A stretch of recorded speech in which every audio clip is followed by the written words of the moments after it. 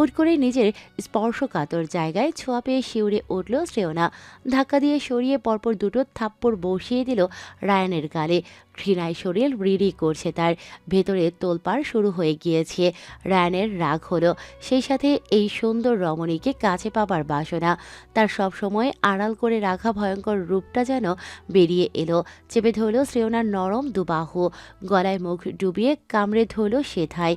শ্রেয়না চেঁচাতে চাইলেও ততক্ষণে মুখ চেপে ধরেছে রায়ান। মেয়েটা তার কতদিন হলো স্বপ্নে আসে, তার দেহের সর্বস্ব লুটে নিতে চায় রায়ান। শ্রেয়নার গলায় বুকে রায়ানের ঠোঁটের আঁচড় পড়ছে সমানে। দানবীয় হাত থেকে তার মতো লিলিপুট নিজেকে কি করে ছাড়াবে? শক্তি জুগিয়ে রায়ানের হাতে কামড় দিল শ্রেয়না। রায়ান কিছুটা নরম হতেই ঠেলে দূরে সরিয়ে দিল তাকে। চোখ বেয়ে অশ্রু গড়িয়ে পড়ছে তার। ওনা নেবারও সময়টুকু হাতে নেই। দরজা ঠেলে দৌড়ে বের হয়ে গেল রুম থেকে। অন্ধকার করিডোর পেরিয়ে সিঁড়ি ধরল সবে। লিভিং রুমে লাইট জ্বলছে, সেই আলোয় প্রাণপণে ছুটছে সে। ভাবি বলে বার কয়েক ডাকল শ্রেয়না, কিন্তু কারো সারা শব্দ না পেয়ে নিজেকে সামলাতে পারল না। পেছন পেছন রায়ান আসছে, থামতে বলছে শ্রেয়নাকে। মেন ডোর খুলে বের হয়ে গেল শ্রেয়না। দারোয়ান গেট খুলে পাশেই নাক ডেকে ঘুমোচ্ছে।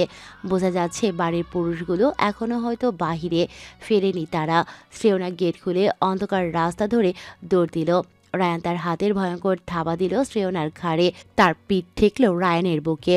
রায়ানের হাত শ্রেয়নার সর্বত্র বিচরণ করছে। ঘৃণায় ডুকরে ওঠে শ্রেয়না। রায়ান তখন এলোপাথারি কামড় দিচ্ছে শ্রেয়নার ঘাড়ে। নেশাতুর রায়ানকে খুব সহজেই সরাতে পারল শ্রেয়না। ভাবির বাসা থেকে তাদের বাড়ির দূরত্ব 20 মিনিটের মতো। আবারও দৌড়াচ্ছে শ্রেয়না। রায়ান এবার ভয় পেল। যদি সেজান এসব জানে, নিশ্চয়ই তার জান নিয়ে নেবে। ভয়ে ঢোক গিলে সে লম্বা কদমে দৌড়াতে থাকে শ্রেয়নার পেছনে। শ্রেয়নার ঘাড় গলা সহ শরীরের বিভিন্ন জায়গায় জ্বলছে, তবুও পা থামে না তার। মস্তিষ্কে একটা কথাই উঠে আসে, চিঠি যে দিত সে কি রায়ান? শাস্তি দিচ্ছে তাকে, তবে কি রায়ানই তাকে উপহার সমেত চিঠি দিত? কষ্ট দিতে চেয়েছিল লোকটা তাকে, তবে কি এটাই তার প্রতিশোধের নমুনা?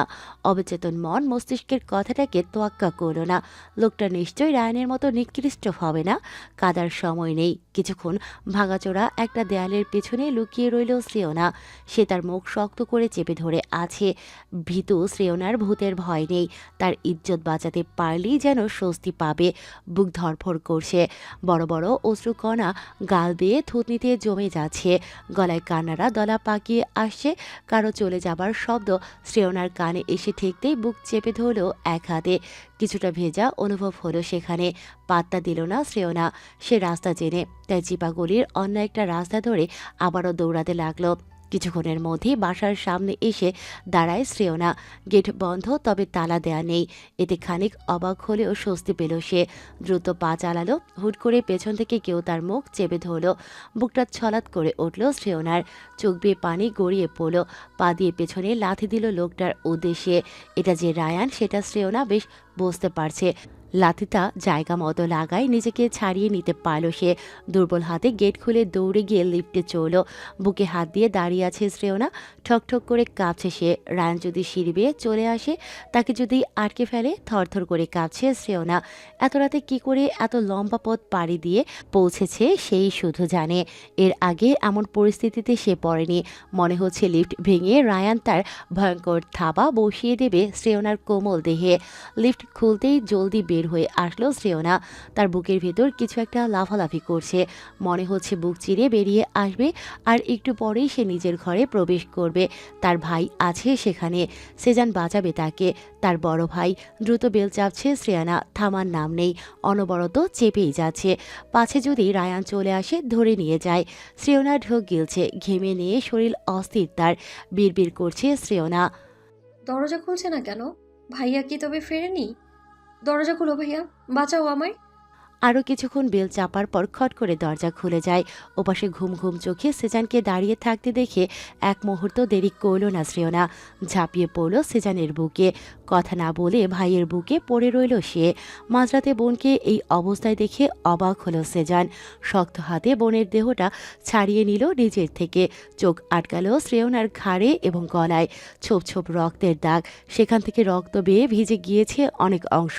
চুলগুলো এলোমেলো, বাহু থেকে কিছুটা কাপড় কেউ যেন ছিঁড়ে নিয়েছে। শ্রেয়নার চোখ ছলছল করছে। সেজান মৃদু কণ্ঠে শ্রেয় বলে ডেকে উঠতেই এতক্ষণের ধৈর্যের বাঁধ ভাঙল যেন। ফুপিয়ে ওঠে শ্রেয়না, চিৎকার জুড়ে দেয়।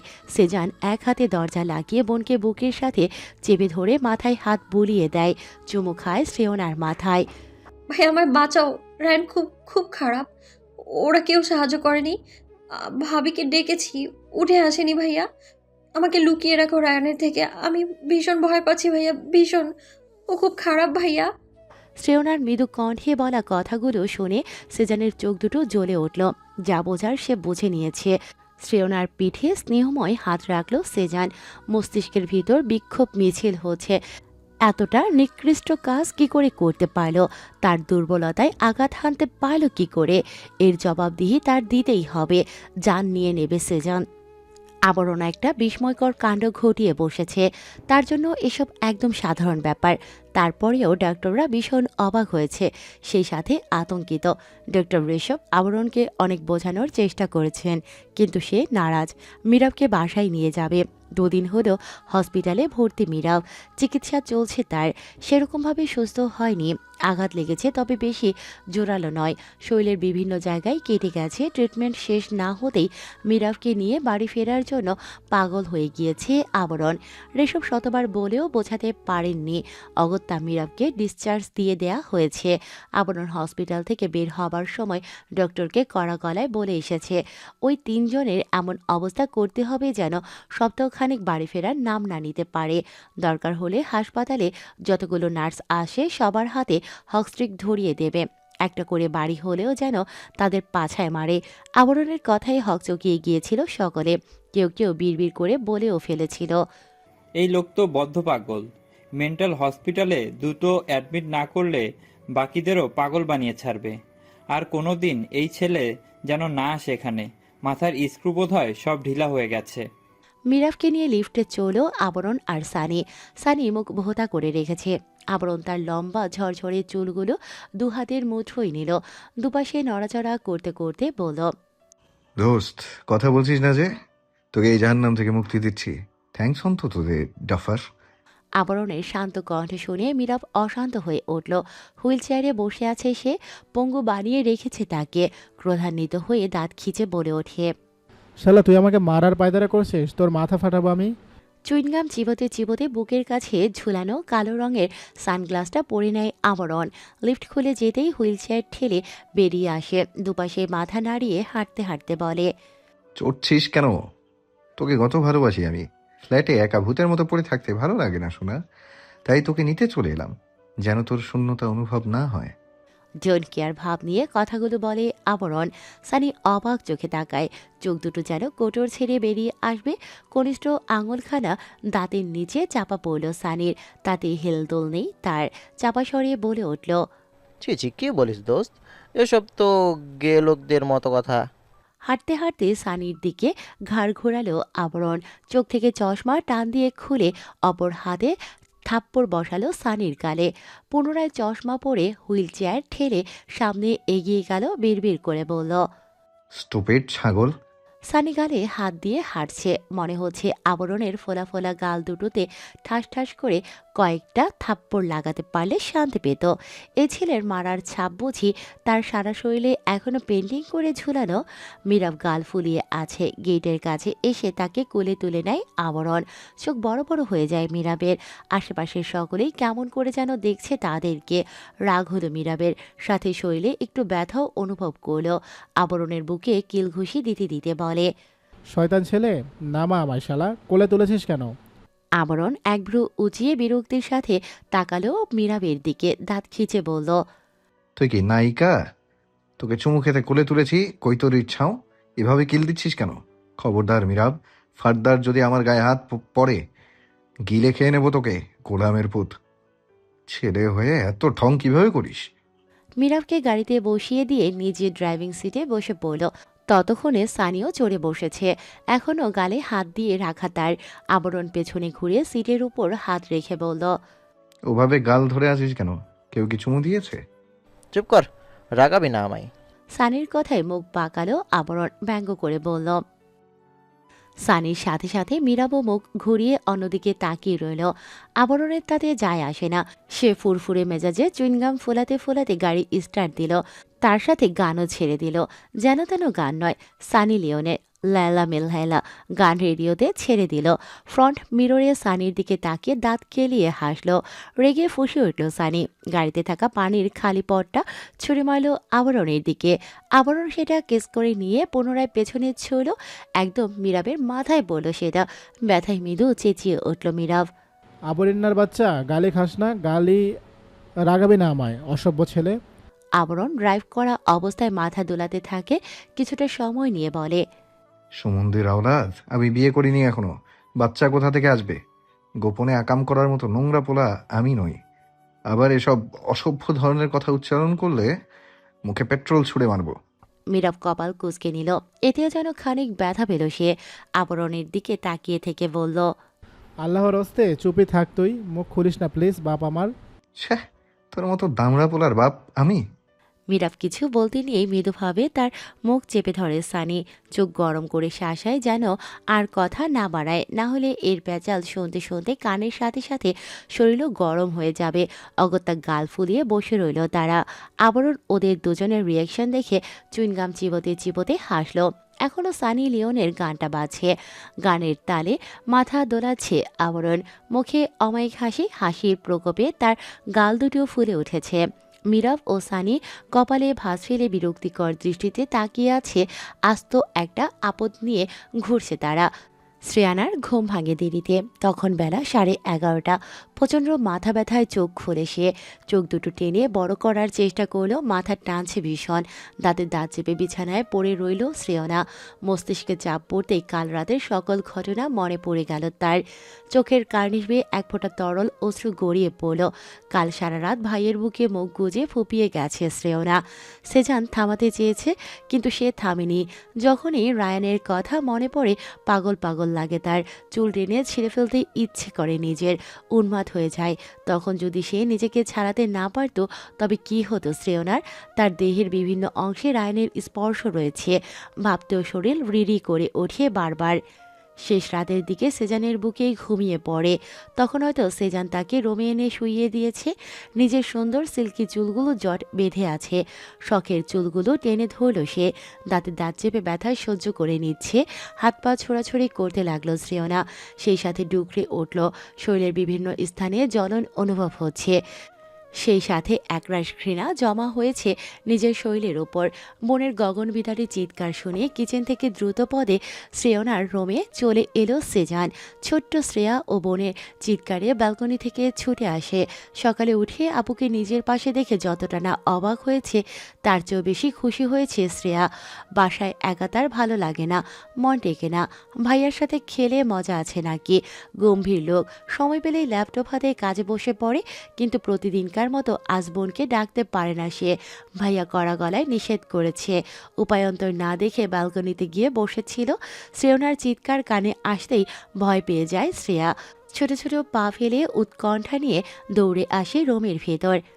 রুমে এসেই দেখতে পায় ভাইয়া শ্রেয়নার মাথা বুকের সাথে চেপে ধরে বসে আছে, কিন্তু শ্রেয়নার চিৎকার থামে না।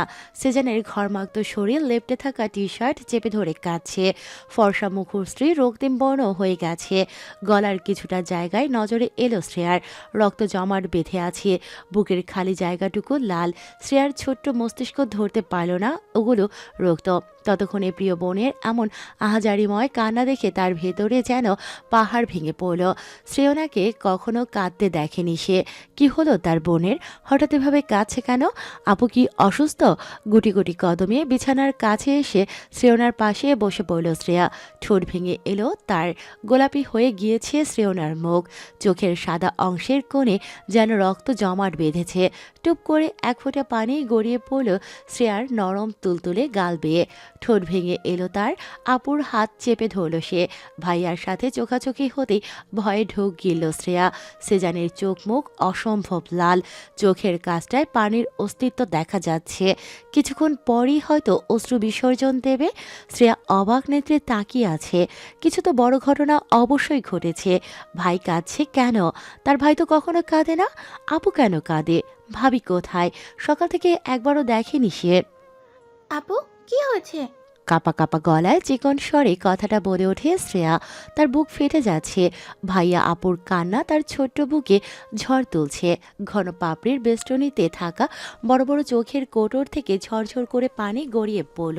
ছোট্ট নরম হাতে বোনের গলা জড়িয়ে নিজেও ফুপিয়ে উঠল শ্রেয়া। জানে না তাদের কি হয়েছে, তবে এই পরিস্থিতিতে কান্না করাটা যেন খুবই জরুরি। সেজান হাত রাখে বোনের মাথায়। কান্নার প্রকোপে শরীর কাঁপছে শ্রেয়নার। হিসকি উঠে গিয়েছে, তবুও গলার স্বর কমেনি। সর্বশক্তি ব্যয় করে চিৎকার করছে সে। শ্রেয়ান, সেজানের গলার স্বর শান্ত, তবে কিছু একটা ছিল সেথায়।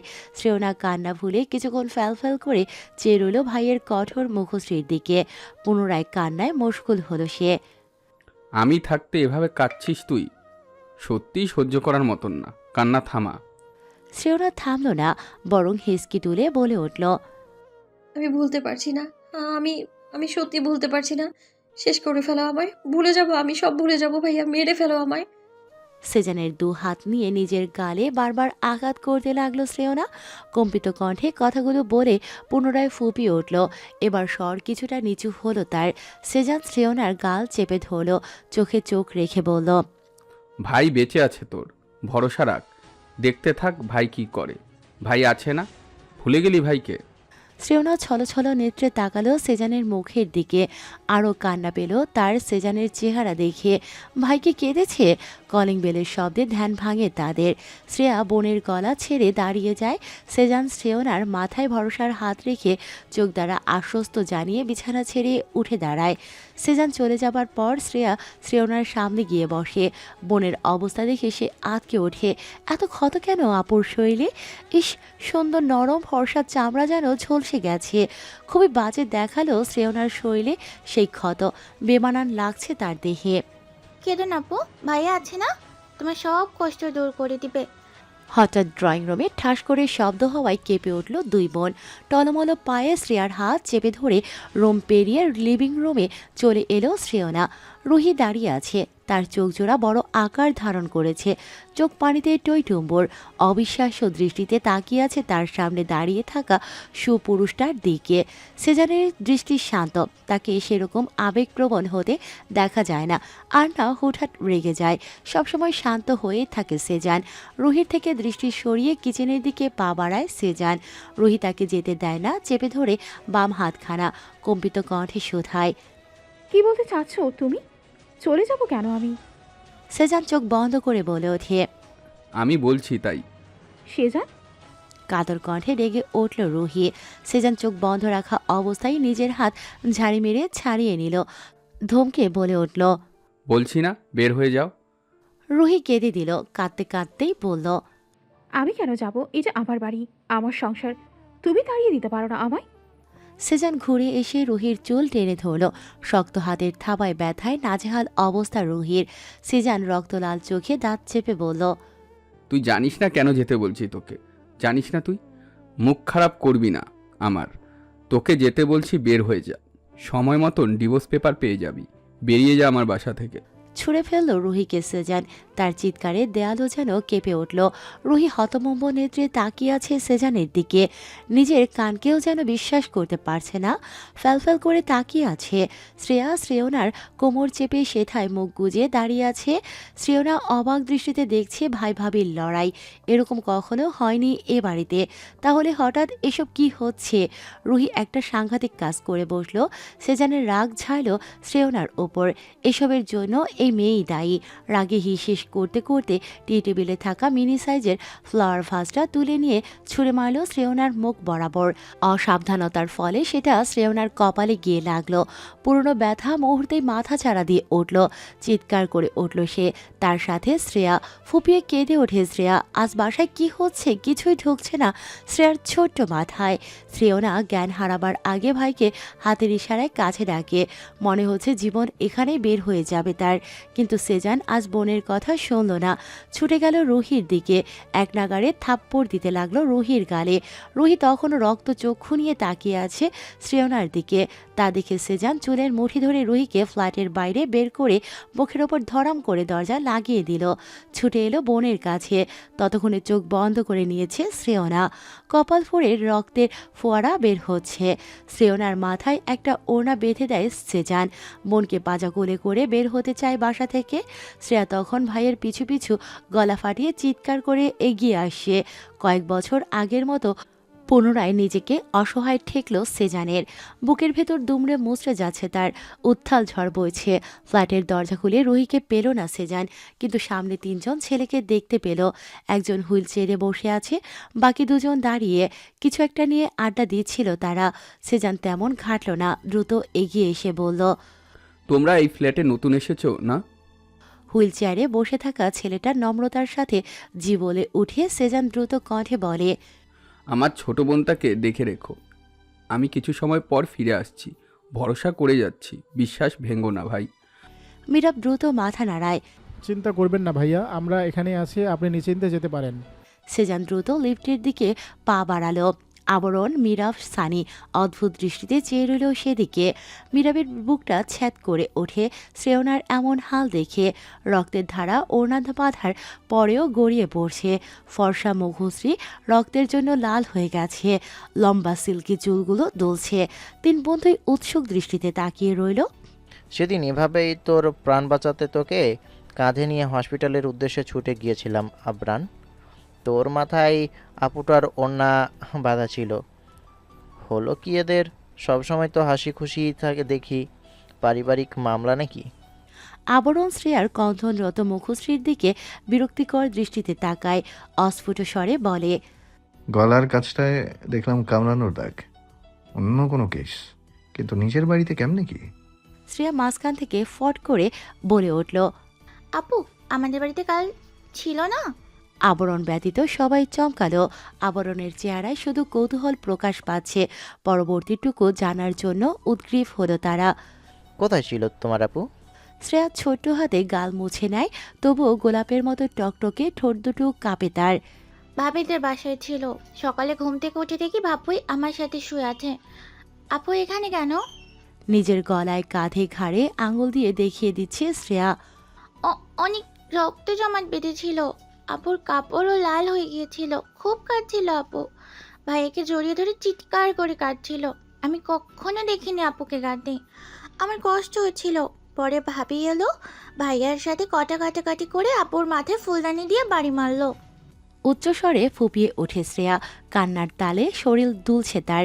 আবরণ হাঁটু ভেঙে বসে শ্রেয়ার সামনে, চোখের পানি মুছে দিয়ে ভ্রু কুঁচকে বলে, আরে কাঁদছিস কেন রে? তোর ভাইকে দেখে বুঝলাম মালটা ভীষণ চেতে আছে। বোনের প্রতি কি ভালোবাসা বাপ! বোন জিনিসগুলো এরকম নাকি? কে জানে, বোনের আদর তেতো না মিঠা। কাঁদিস না, আবার কাঁদলে আমার রুমের বেলকনি থেকে ছুঁড়ে ফেলবো তোকে। চুপচাপ দাঁড়িয়ে থাক আমাদের সাথে। শ্রেয়া গুটিয়ে গেল খানিক।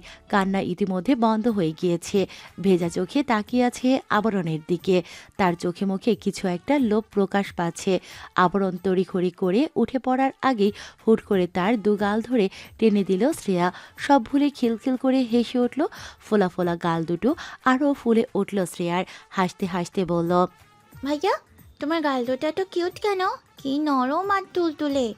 মীরাব আর সানির চক্ষু চড়ক গাছ। ততক্ষণ তো আবরণ ধমক দিয়েছে। এবার না চর বসায় এই ছেলে। আবরণ শ্রেয়ার নরম গাল দুটো শক্ত করে চেপে দিল, সেই সাথে নাকটাও। কপাল কুঁচকে রেখেই বলল, তোর গালটাও দেখছি নরম, একদম ভাপা পিঠার মতো। যা, সামনে আসিস না। চড় মেরে ভাপা পিঠা থেকে চাপটা পিঠা বানিয়ে দেবো। শ্রেয়া, কোথায় তুমি? ভাইয়া নিতে এসেছে। সেজানের কণ্ঠ শুনে ভেতর থেকে সানি বের হয়ে আসে। গম্ভীর মুখও সেজানকে দেখে ঢোক গেলে সে ধীর কণ্ঠে বলে, ভাইয়া আপনি বসুন, আমি ডেকে দিচ্ছি। সেজান সন্তুষ্ট হেসে সোফায় বসে রইল। বড্ড ক্লান্ত লাগছে তার। শ্রেয়নাকে ঘুম পাড়িয়ে রেখে ফ্রেশ হয়ে শ্রেয়াকে নিতে এসেছে। বাচ্চা মেয়েটা অচেনা লোকদের সাথে কতক্ষণ ধরে রয়েছে তারও মাথা কাজ করছিল না তখন। তবে ছেলেগুলোকে দেখে ভদ্রই মনে হয়। এখন সন্ধ্যা নেমে এসেছে, 7টা বাজতে চলল। শ্রেয়নাকে নিয়ে এতক্ষণ হসপিটালেই ছিল। জ্ঞান ফেরার পরই নিয়ে ফিরে এসেছে তাকে। ভাইয়া ও আসতে চাইছে না, আজ নাকি আমাদের সাথেই থাকবে। সানির কথায় কপালে ভাঁজ পড়ে সেজানের। সানিকে বলে তাকে যেন শ্রেয়ার কাছে নিয়ে যাওয়া হয়। সানি মিনমিন করে তাকে পিছু নিতে বলে। সেজান চুপচাপ সানির সাথে চলল। এই পিচ্ছি হঠাৎ এদের ভক্ত হয়ে গেল কি করে? রুমে প্রবেশ করে বিছানায় একজনকে ঘুমন্ত অবস্থায় দেখতে পেল সেজান। পাশেই হুইলচেয়ার রাখা অসুস্থ ছেলেটা হয়তো ঘুমোচ্ছে। সম্পূর্ণ ঘরে ভালোভাবে নজর বুলিয়ে নিল সেজান। শ্রেয়া তো কোথাও নেই। প্রশ্নাত্মক দৃষ্টিতে সানির দিকে তাকায় সেজান। গমগমে কণ্ঠে বলে, শ্রেয়া কোথায়? এই তো ভাইয়া। শ্রেয়ার কথা কানে আসতেই তার উৎস খুঁজতে লাগলো সেজান। অবশেষে আলমারির উপর শ্রেয়াকে বসে থাকতে দেখে বিস্ময়ে চোখ জোড়া বড় হয়ে এলো। আলমারির উপর আবরণ শুয়ে আছে। দেয়ালের সাথে হেলান দিয়ে সেখানে বালিশ পেতে ঘুমিয়ে আছে। তার পেটে হেলান দিয়ে 2 পা আলমারির বাইরে ঝুলিয়ে ফোনে গেমস খেলছে শ্রেয়া। মুখের চারপাশে চকলেটের ছড়াছড়ি, গায়ে নতুন পোশাক, মাথায় নতুন গোলাপি রঙের হেয়ার ব্যান্ড, 2 হাত ভর্তি চুড়ি, পায়ে নুপুর বাজে। তুমি ওখানে কি করছো? পড়ে যাবে তো। দ্রুত এগিয়ে এসে শ্রেয়ার পা ধরে সেজান। সঙ্গে সঙ্গে শ্রেয়া নিজের পা ঝাড়ি দিয়ে ছাড়িয়ে নেয়। ভাইয়ের দিকে তাকিয়ে বলে, তুমি চলে যাও, আজ আমি ভাইয়াদের সাথে থাকবো। তীক্ষ্ণ দৃষ্টিতে তাকায় সেজান। বোন আগে কখনো এরকম আবদার করেনি। মুখভঙ্গি গম্ভীর করে নেয় সেজান কঠিন গলায় বলে, নেমে এসো, এখানে থাকা চলবে না। অনেকক্ষণ থেকেছো ভাইয়াদের কাছে, আর জ্বালাতন করতে হবে না। আমি যাব না মানে যাব না। আমাকে আবরণ জাহিদ নতুন জামা কিনে দিয়েছে, বাইরে ঘুরতে নিয়ে গিয়েছে, চকলেট কিনে দিয়েছে, আমরা রেস্টুরেন্টে খাবারও খেয়েছি। আবরণ জাহিদ অনেক ভালো, সে বিরক্ত হবে না। সেজান ভ্রু কুঁচকে তাকায়। আবরণ জাহিদকে? শ্রেয়া তার পেছনে ইশারা করে। সেজান দৃষ্টি উঁচু করে তাকায় সেদিকে। ফর্সা গোলগাল মুখশ্রী, টকটকে গোলাপি বর্ণের ঠোঁটজোড়া উল্টে রাখা, ঠিক বাচ্চাদের মতো। চেহারায় বাচ্চা বাচ্চা একটা ছাপ আছে। বড় চুলগুলো চোখের ওপর পড়ে আছে। ঘন ঘন শ্বাস ফেলছে। বিভোর ঘুমে মতো আবরণ। শ্রেয়া হাত নাড়ায় সেজানের মুখের সামনে। ক্রাশ খেলে ভাইয়া? আমিও খেয়েছি। আবরণ জাহিদ খুব ভালো। সেজান গরম চোখে তাকায়। বড়দের নাম ধরে ডাকতে নেই। চলো এবার বাসায় যাব। শ্রেয়া যাবে না। আবরণের গা ঘেঁষে বসে। শরীরের সব ভর ছেড়ে দেয় তার শরীরে। ঠোঁট উল্টে বলে ওঠে, আমি যাব না। জোর কেন করছো? সানি অসহায় নেত্রে তাকিয়ে আছে। সে মনে প্রাণে চাচ্ছে শ্রেয়া যেন থাকে এখানে। মেয়েটা বাচাল হলেও তাদের পছন্দ হয়েছে। খুবই মিষ্টি আর বুদ্ধিমতী। সেজান শ্রেয়নার কথা শুনল না। চেপে ধরল তার ছোট্ট কোমল হাত। টান দিতে চাইলে আবরণ ফট করে তার চোখ মেলে। সেজান সেদিকে তাকায়। ঘন পাপড়ির আড়লে চোখের মণি দুটো বড় আর কালো। শান্ত দৃষ্টিতে তাকিয়ে আছে আবরণ। আরে ভাই ছাড়েন, যেতে চাচ্ছে না, জোর কেন করছেন? জানেন না মেয়েদের সাথে জোর জবরদস্তি করা কত বড় অপরাধ? সেজান ছেড়ে দেয় শ্রেয়ার হাত। ততক্ষণে আবরণ উঠে বসেছে। দেয়ালে হেলান দিয়ে তাকিয়ে আছে শ্রেয়ার ঝুঁটির দিকে। এখনও চোখের উপর চুলগুলো লেপটে আছে। সেজান খুঁটিয়ে খুঁটিয়ে দেখল। ছেলেটা দেখতে শুনতে তো দারুণ, তবে মাথায় কি সমস্যা আছে? ভাইয়া তুমি যাও, আপুকে দেখে রেখো। আমি এখানেই থাকবো। আবরণ জাহিদ, আমি কিন্তু যাব না। আবরণ মৃদু টেনে ধরল শ্রেয়ার চুল। ঘুম ঘুমো কণ্ঠে বলল, ভাই চলে যান, বাচ্চা আমাদের সাথেই থাকবে। সেজান কিছু বলে না। শ্রেয়ার পায়ে কিছুক্ষণ হাত বুলিয়ে দেয়। এরপর আবরণের দিকে এক পলক তাকিয়ে প্রস্থান করে। শ্রেয়া সেদিকে তাকিয়ে দাঁত কেলালো। আবরণের পেটে চিমটি কেটে বলে, ভাইয়া চলে গেছে আবরণ জাহিদ, আমি আজ তোমার সাথে থাকবো। আবরণ নিজের চুলগুলো পেছন দিকে ঠেলে দিল। ঠোঁট কামড়ে কিছুক্ষণ চেয়ে রইল। হুট করে জোরে টেনে ধরল শ্রেয়ার ছুটি। শ্রেয়া মৃদুস্বরে আহ করে ওঠে। আবরণ তার জিভ মাড়ির সাথে কামড়ে ধরে, যার ফলে বাকি অর্ধেক বাহির অবধি চলে আসে। সেই অবস্থায় আবরণ অস্ফুট স্বরে বলে ওঠে, শালি, তোর এত ঢং কেন বলতো? ভাইয়ের সাথে গেলি না, কেন? সারাদিন আমার মাথা খেয়েছিস, গাল টানতে টানতে লাল বানিয়ে ছেড়েছিস, এখন আবার কোন মতলব তোর? শ্রেয়া নিজেকে ছাড়ানোর চেষ্টা করলো না, বরং আবরণের গাল টেনে দিল। সঙ্গে সঙ্গে আবরণ তার মাথায় থাপ্পড় দিল। গাল ছেড়ে মাথায় হাত বোলাতে বোলাতে শ্রেয়া বলল, তুমি যাই বলো, আমাকে যেতে দিতে তুমি চাওনি, নইলে ভাইয়ের সাথে পাঠিয়ে দিতে না। এতটাও বড় হইনি আমি যে কোলে করে রুমে দিয়ে আসতে পারবে না। আবরণ চোখ গরম করে তাকায়। শ্রেয়াকে দু হাতে কোলে তুলে এক লাফে নেমে পড়ে আলমারির ওপর থেকে। খিলখিল করে হেসে ওঠে শ্রেয়া। আবরণ সেদিকে বিরক্তির সাথে তাকায়। মিস্ত্রিভাবে হাসিস না তো, মেয়ে লোকের ভ্যাটকানো দেখতে ইচ্ছে করে না, ক্ষুধাই চোখে রেখে দিয়েছি। যা, বের হয়ে যা ফ্ল্যাট থেকে। বলে শ্রেয়ার বাহু ধরে টেনে হিঁচড়ে নিয়ে বের হয়ে এলো রুম থেকে। সানি তখন কিচেনে চা বানাচ্ছে। শ্রেয়া আবরণের হাত আঁকড়ে ধরে দোল খাচ্ছে, যেন বেশ মজা পাচ্ছে সে। আমাকে বের করবেন আবরণ জাহিদ, মেরে ফেলবো তোমায় শয়তান ছেলে। থামে আবরণ, বাঁকা চোখে তাকায় শ্রেয়ার দিকে। শ্রেয়া হাসি হাসি মুখে চেয়ে থাকে আবরণের দিকে। আবরণ জলদ গম্ভীর কণ্ঠে বলে, তাহলে কসম কর পরবর্তীতে আমার গাল ধরে টানবি না, নাহলে ছুঁড়ে ফেলে আসবো বাহিরে। শ্রেয়া গাল ফুলালো, ছেড়ে দিল আবরণের হাত। সোফায় গিয়ে বসে পড়ল, হাঁক ছাড়লো সানির উদ্দেশ্যে। সানি ভাইয়া, এক কাপ চা আমার জন্য।